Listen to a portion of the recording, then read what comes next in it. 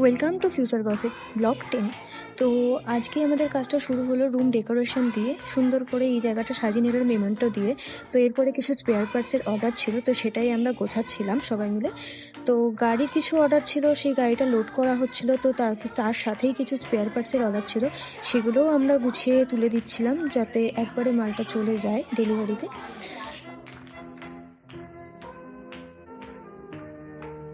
তো এরপরেই সন্ধে হতে হতে একটা ডেড গাড়ি বলা যায় সেটা নিয়ে আসা হয়েছিল, এটা পুরোপুরি রেডি করে দিতে হবে আমাদেরকে। তো সবাই এবার ঝটপট করে গাড়িটা নামিয়ে নিল, গাড়িটার অবস্থা ভীষণই খারাপ। তো এরপরে আমাদের গার্ডের অর্ডার ছিল, তো গার্ডগুলো চলে এসেছিলো, গার্ডটা শর্ট আউট করতে হবে, প্রচুর সময় সাপেক্ষ ব্যাপার। তো মোটামুটি পর্যায়ে গার্ডগুলো শর্ট আউট হয়ে গেছিলো। তো এরপরেই আমরা একটু চা কফি খেয়ে নিলাম সবাই মিলে একটু কাজ করতে করতে। তো আজকে এইটুকুই, আবার কালকে নেক্সট ব্লগের সাথে তোমাদের সকলের সাথে দেখা হচ্ছে। টাটা।